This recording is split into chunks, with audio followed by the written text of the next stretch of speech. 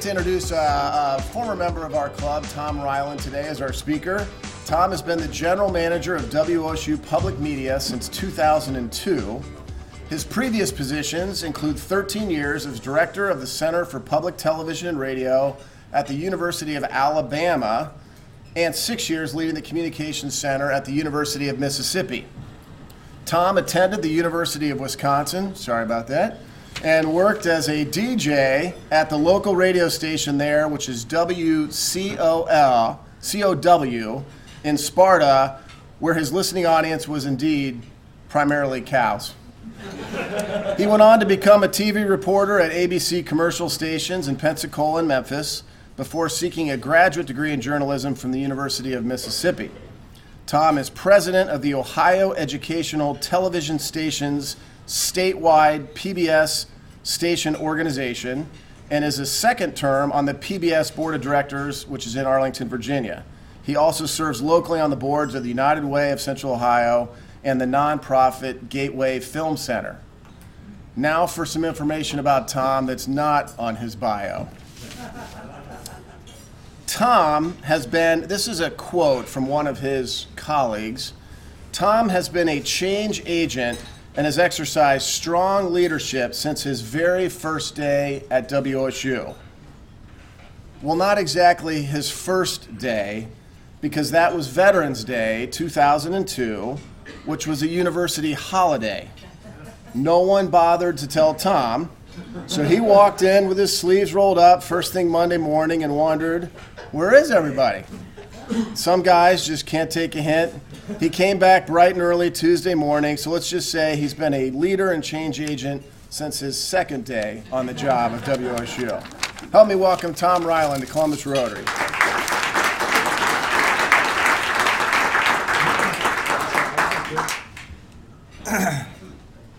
Thank you, Mike. I really appreciate the invitation to. Can you hear me back there? Everybody okay? Okay. I was thinking, due to the technical difficulties, that my book actually could have been the history of technical difficulties at WSU, because we've had our share of them. They're covered in the book. And but when I was preparing this today, I thought of one of your former colleagues, Dr. Joe Davis. Remember Dr. Joe? Many people shaking their heads. Former superintendent of schools. He was on our Friends Board of WSU right when I was hired in 2002. Just a wonderful person. He was the first person to invite me to Columbus Rotary and to present at Columbus Rotary back in 16, 17 years ago. So it's in memory of Dr. Joe today. Let's move forward. I'm going to talk a little bit about some deep history of WSU. Some of you may remember some of this deep history. Others will be brand new. But also we're going to talk a little bit about the present day at the end, and also a little bit about the future. And there are folks that believe we're going actually through a second era of television right now, and we're going to talk about that just briefly. That's a presentation in itself, I think. See if this works. That works. Ohio State Press was generous in publishing my first and my last book. Sparks Flew, the WSU Century on the air a few months ago. It took me about 6-7 years to produce this.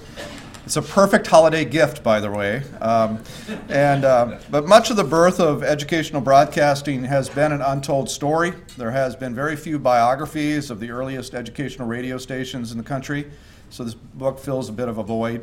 In many respects, Sparks Flew is how the leadership of the Ohio State University stepped up in critical times in the history of public broadcasting, and I'll touch on that today too.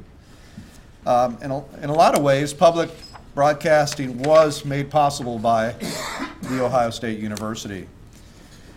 We begin with Marconi.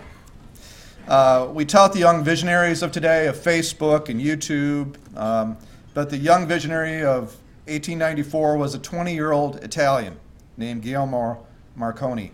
He was the first to successfully send signals through the air using Morse code from a transmitter to a distant receiver. It was magic, and for a time, people didn't even believe it was possible. Using his contacts in Great Britain, everybody know about Jameson whiskey in here? I think some of you do know about Jameson whiskey. His mother was part of the Jameson family, so he moved from Italy to Great Britain with his mother's help, and started experimenting in Great Britain on these sending more signals wirelessly.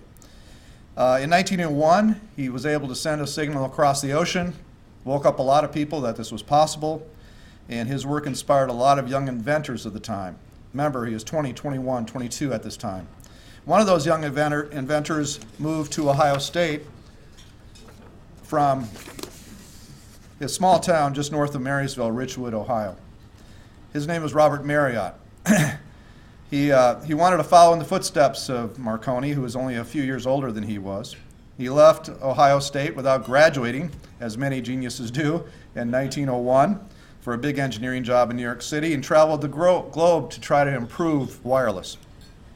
Marriott donated the latest and greatest in wireless transmission and reception gear to Ohio State and helped build a strong electrical engineering department.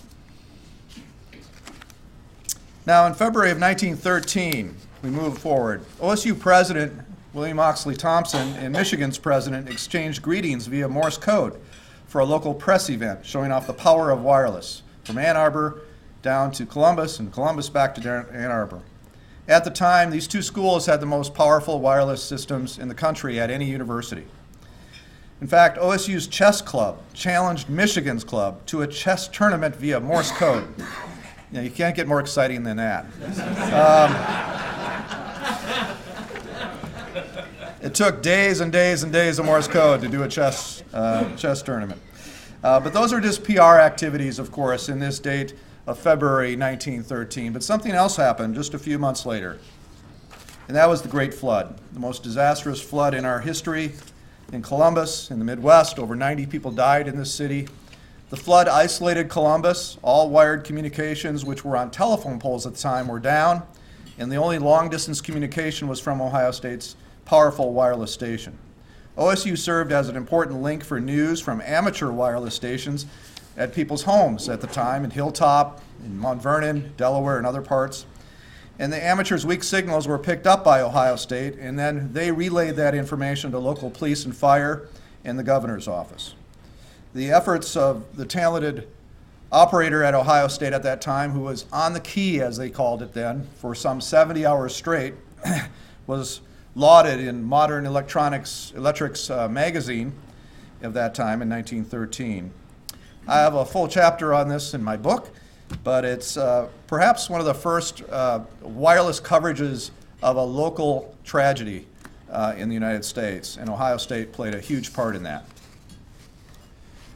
Now we move a little bit toward post-war, World War I. Here are two markers in Ohio State history, 1918 and 1920. Researchers from Electrical Engineering Department at Ohio State worked hard on a new technology that sent words and music instead of that Morse code, that dots and dashes, through the air to receivers.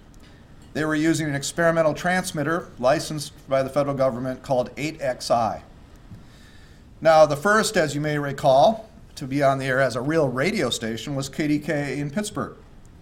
They get credit for that, and it really started with the elections of 1920. And if you remember who ran for president in 1920, you know it was two prominent Ohioans, Harding and Cox. And it was the first election that women were allowed to vote. When KDK started broadcasting, people gathered at radios in communities around the state of Ohio to capture the latest results of the 1920 election.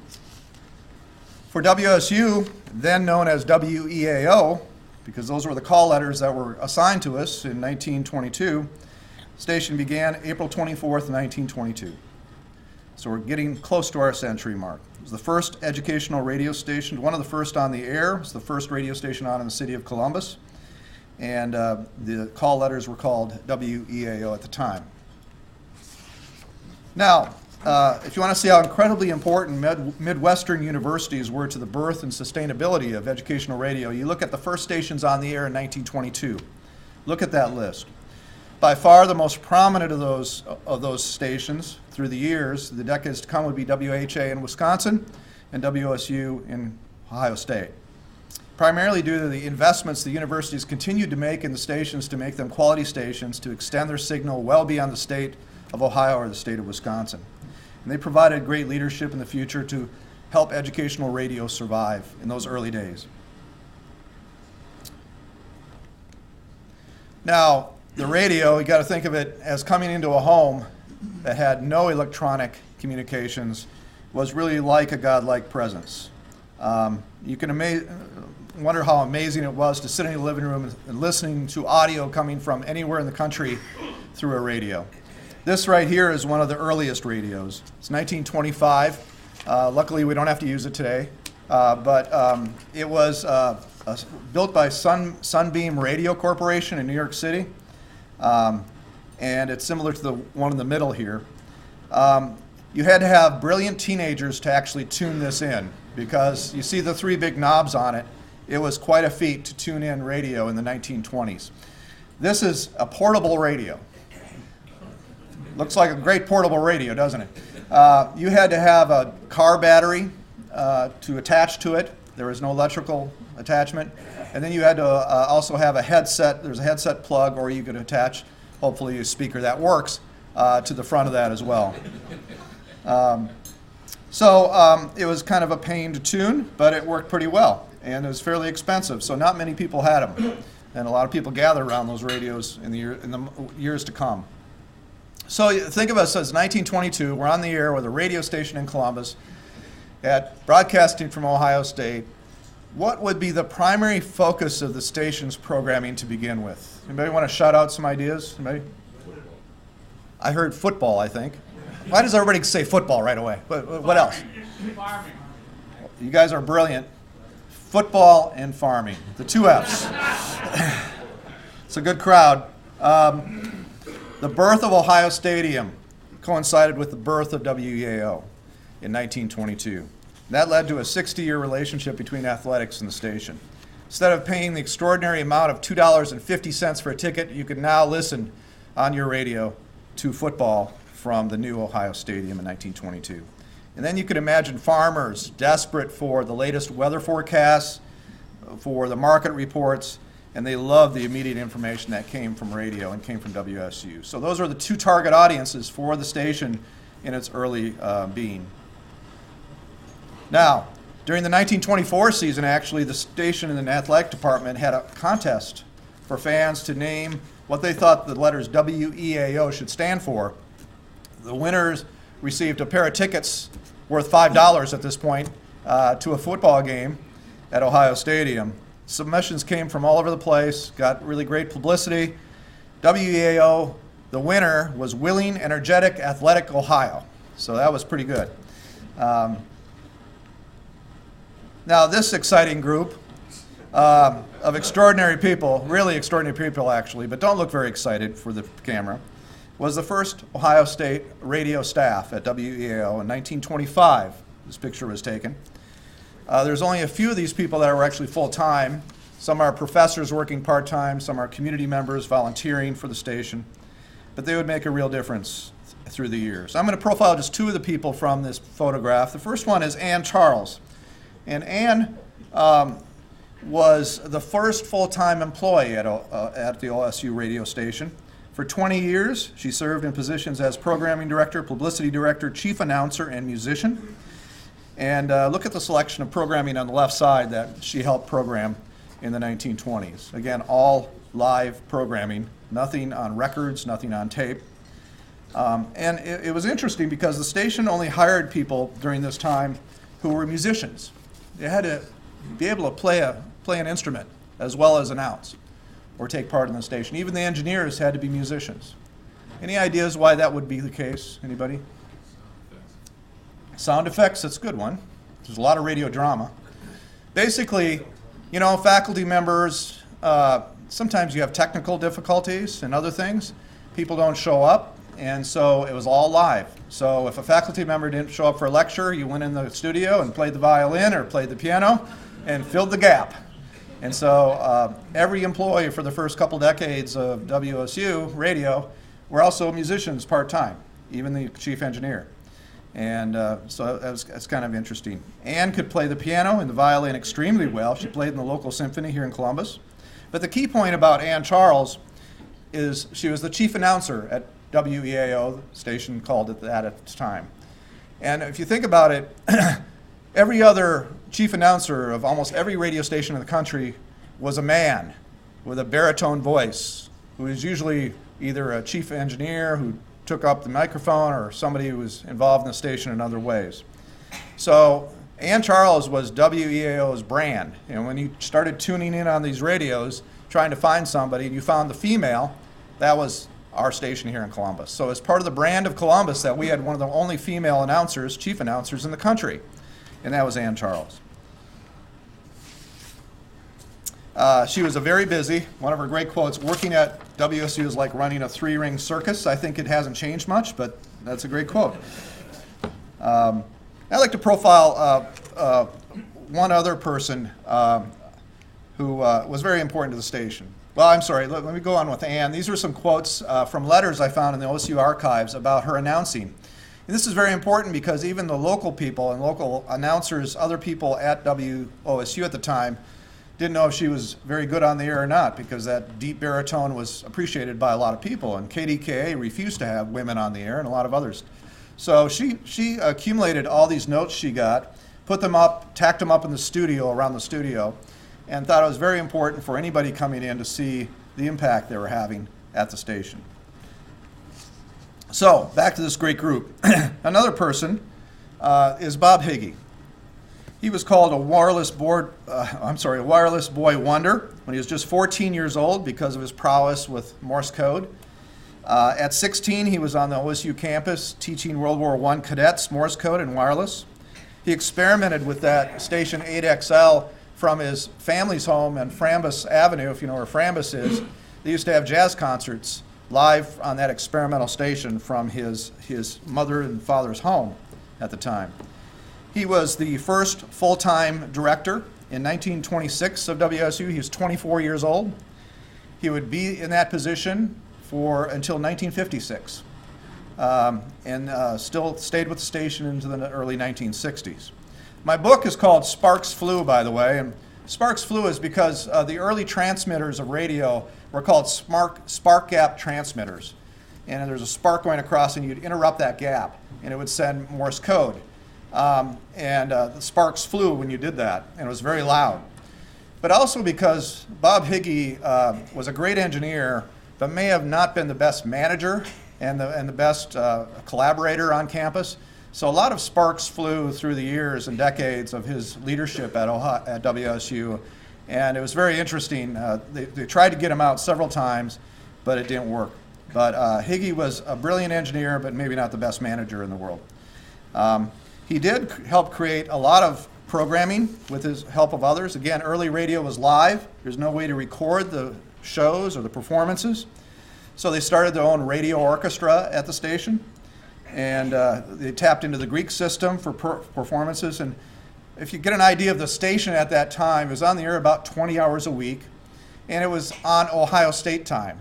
I'm sure they were not performing during Veterans Day, for instance, when I showed up at work and all the doors were actually locked and I couldn't get in. But they also take off for 3 weeks during the holidays. The radio station shuts down. On weekends, the radio station shut down. Whatever Ohio State's schedule was, the radio station also had that schedule. So spring break, the radio station took off for a week. That's just how it was back then.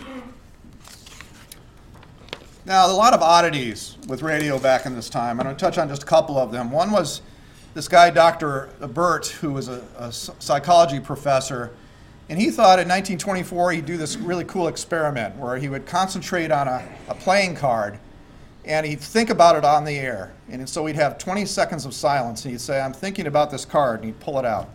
Now send me a postcard about what card I'm thinking about. And he thought maybe thoughts could be transferred by radio waves, so people could identify what he's thinking about. As it turned out, it's not the case, of course, but it was an interesting process, and actually attracted a lot of listeners to the station for the result. If you could actually transfer thoughts via radio without saying a word, that would be pretty tremendous, but it didn't work. Another thing that happened is that Ann Charles felt it was a great public service to provide information for relatives seeking other relatives from across the country, because this station could skip around at night and you get into Mexico, Texas, Florida, all over the country. They had one success where a brother and a sister were reunited, And they got then a flood of requests, like, can the OSU station help me find my husband who left me after 2 weeks of marriage? That was one of the requests. That was actually one of the requests. Well, Ann Charles initially grabbed all these, put them on the air, but the flood came in, and finally she said, no, we have to put a policy in place, and we can't have this on our air all the time.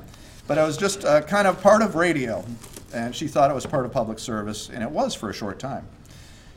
Now, a great public service in our 150-year history of the university was during the Great Depression, where we used radio to enhance education to K-12 students throughout the state.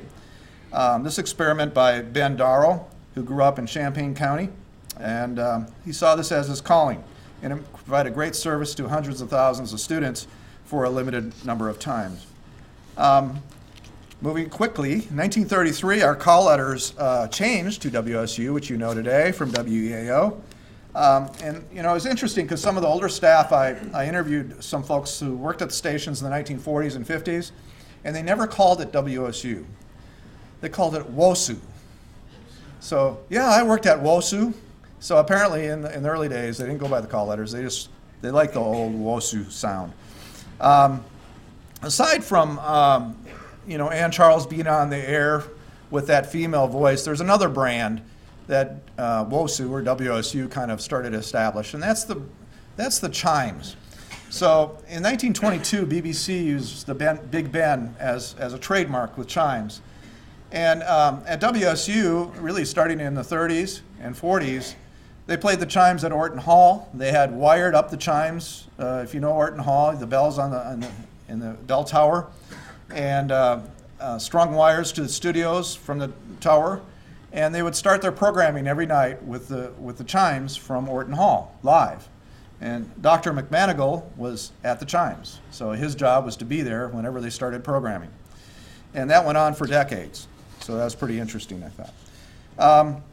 We just celebrated our 70th year of WSU 89.7 FM last week, December 13th, 49, it went on the air. And if you know anything about radio, you also know that when FM went on the air in 1949, nobody was listening. Nobody was listening because there were not many FM radios out there. There was no such thing as an AM-FM combo radio. And if you bought an FM radio, that means you're pretty damn wealthy because they're pretty expensive. And so that happened for years. That was the case until the mid-50s, late 50s. They had AM/FM radios. But you also might know that Mike mentioned WCOW, the station in Sparta I worked with. When he said that, it always sparks my memory of being on the air there. I had a shift from 6 a.m. to midnight. That's a great shift, isn't it? 6 a.m. to midnight? every Saturday, just Saturday. And I ran the AM station, a very powerful AM station covering a lot of rural Wisconsin. And the FM station was in a little, through glass, I could see the FM station being run because it had two big tapes running, just automation. They didn't care about the FM. They figured nobody was listening yet. And so it was all AM in the 70s, all the way into the 80s. And then finally FM started coming out because of higher fidelity, better for music, etc. But it took a while. I'm not going to play this audio because I know it's not going to play, but this is one of the early transcription. They did start doing records in 1940s where they actually transcribed information onto a record, and there's a few of these left at the OSU archives, and these go back. This is the earliest recordings we have back then. One of the more popular shows actually in the 40s was called In the Book Stall.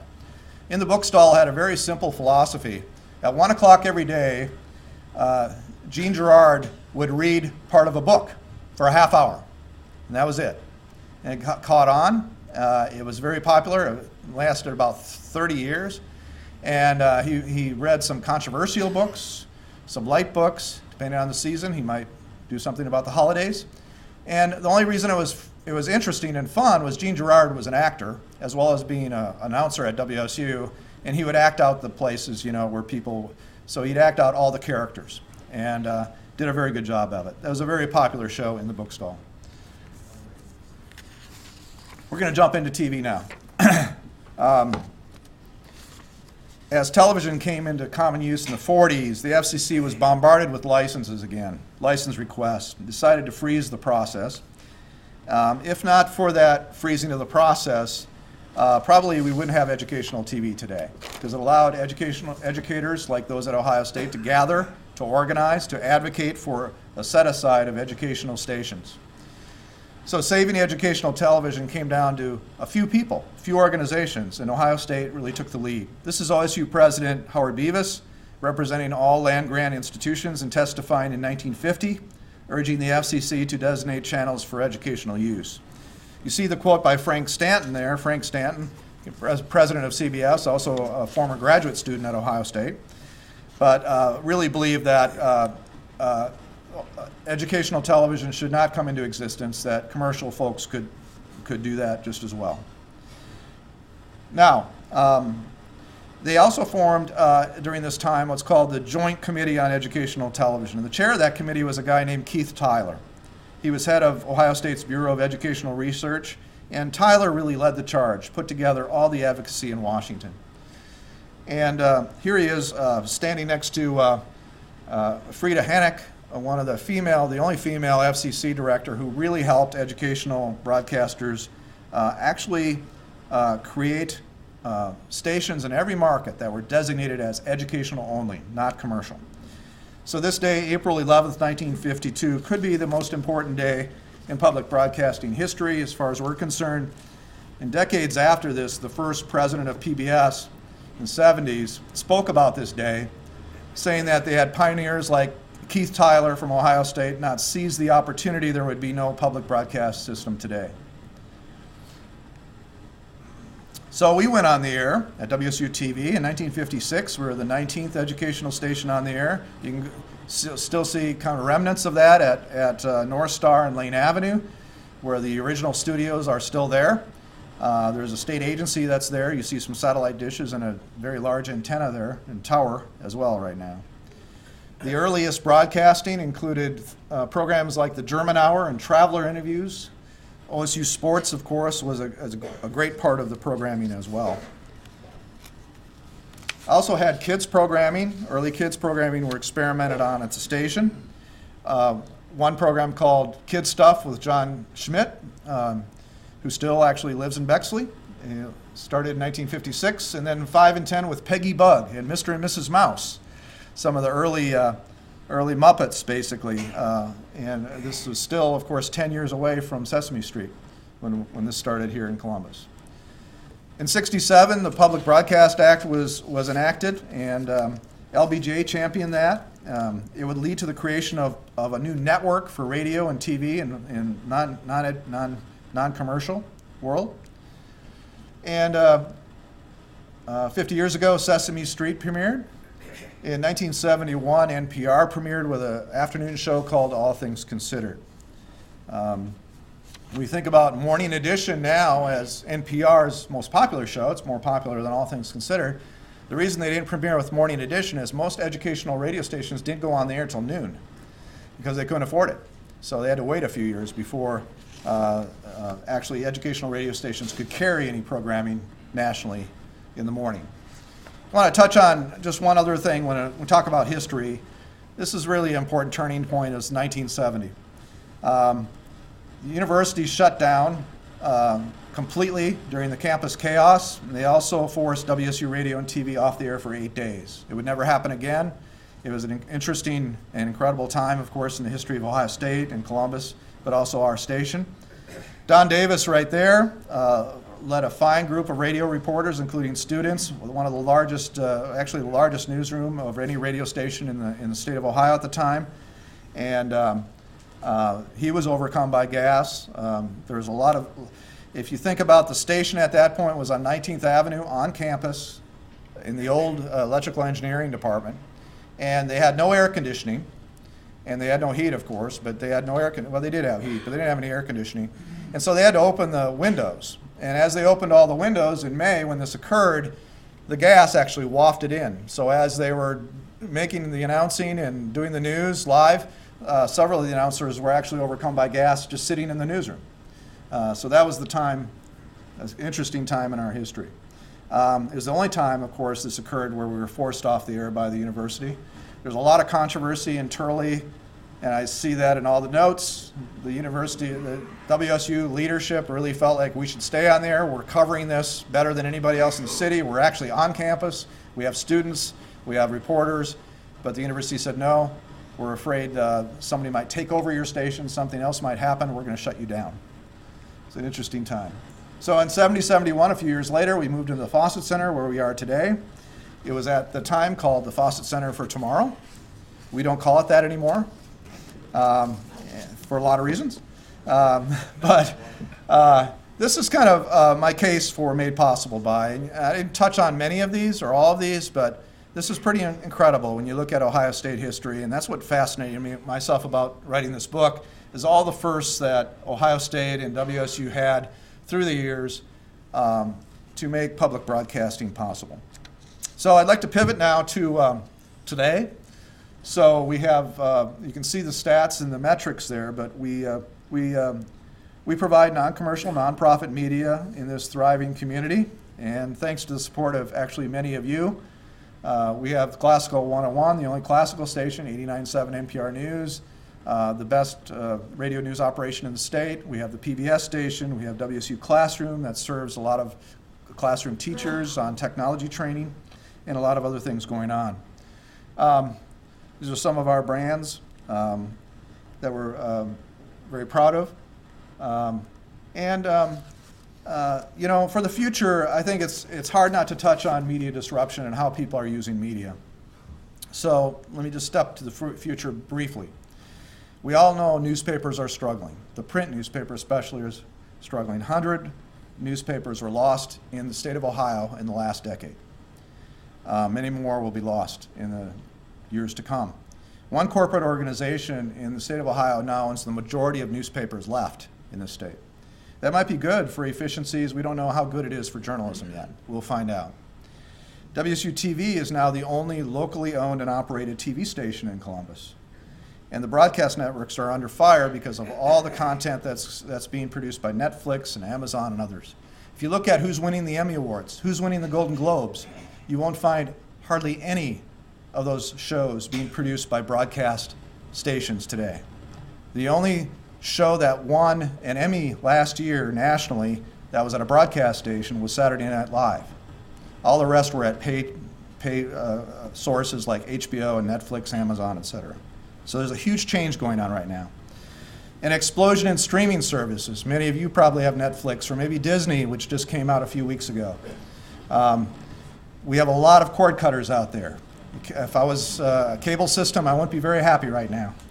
A lot of people are cutting the cord, and that's a trend that just continues because there's alternatives to that large cable bill right now. And access anytime, anywhere. I mean, you all know it. You have iPhones right now, and you want to watch video, bang, you can watch video.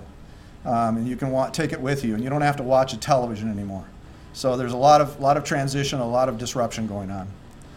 Our plan is pretty simple in this way, is really to be more local, because the one thing that Netflix and Amazon aren't are local. So we want to be more local. We want to produce more local programming, whether it be news programming, the arts and culture of this community, that can be accessed any way you want. We also want to be more personal with our opportunities, public engagement, all kinds of events and activities, and we're moving toward that with a new facility, and that's what I'm going to get to right now. So let's start with that. We have a new WSU coming in 2021, and if you've been to High Street around the Union right now and tried to dodge all the orange, whatever they're called. Yeah, cones, thank you. All the barrels and cones all over there, you probably don't look right or left because you're just kind of dodging all that. But we are building a new building that's emerging at 14th and Pearl. That's it right there where the arrow is. It's High Street. Union's down south a little bit. And we're thrilled with this because, again, for 50-some years, we've been at the Fawcett Center for Tomorrow and mostly in the basement of the Fawcett Center. So when we gathered to talk about, it's been 3 years now, our staff gathered to talk about this potential of a new building. What do you want? And the first thing everybody said was, we want light. Because nobody has a window, basically, in our facility right now. We see very little light. So that was the first thing. 14th and Pearl in 2017, that's the corner, if you can see it. This will be the corner in March of 2021. And we have a lot of room for light, if you can see that. We're excited about that. The facility's under construction right now. One of the things we're doing is a media maker space, so you or your sons and daughters, granddaughters can come in and produce their own video, produce their own podcasts, produce their own little documentary in this maker space. We're expanding our newsroom, of course, because we see a growing need for more local news coverage in Central Ohio in the years to come. We are producing we have a music performance studio we're very thrilled about that will do high quality tapings of all kinds of local music groups. And this is kind of the view looking toward High Street on 14th, a really open venue, as you can see. And the biggest thing that we're doing is having a community studio where we'll have debates and forums and performances and all kinds of public-facing events and activities that we'll be able to live stream and broadcast, but also just have engagement events. Maybe the Rotary could meet there. This is our staff at the groundbreaking. I'm going quickly now because I see them walking up. We have the Friends Board, and this is the site right now. So they're still under construction. We're very excited about it. We have a capital campaign. Of course, we're getting toward our goal. We have 10.4 toward a goal of 12 million. And I will take any questions if John lets me. I don't know. Pick one. Pick one. Okay. Pick one. Yes, sir. In the past, I've had instances of buying some time on WSU radio, and it's very limited what you can say. Yes. That was 10 years ago. Because we're not commercial. Seems like that has No. widened, and it sounds very commercial now. Can you comment? I would disagree with that. Only because if you listen to commercial radio and watch commercial television, we have all kinds of constrictions around us. We can't do quality. We can't say you're the best. We have to limit our time to 15, 20 seconds on spots. There's all kinds of rules that the FCC still has us under. Actually, we prefer them loosen those a little bit, but we understand we have to have a different sound. It may be they've gotten more liberalized in the last 10, 20 years. I imagine that's the case, but for good reason. I mean, we need more funds to support our efforts, and so we're looking for supporters who want to underwrite on our air, and we try to walk that line between the FCC rules and what we're allowed. I'm not criticizing it. No, and I hope it's quite different than when you listen to listening to us. Is that all I get? Well, I'm hoping you'll stick around for more I'll people to stick come up around. afterwards. I'll stick here. around. We've reached the end of our time. It's the next 2 Mondays, so we'll see you all on January 6th. Our program that day will be Denise Robinson from the Elvis House. So Merry Christmas, Happy Holidays, Happy Hanukkah, Happy Danu Sankrata, Happy Holidays, Happy New Year, one and all.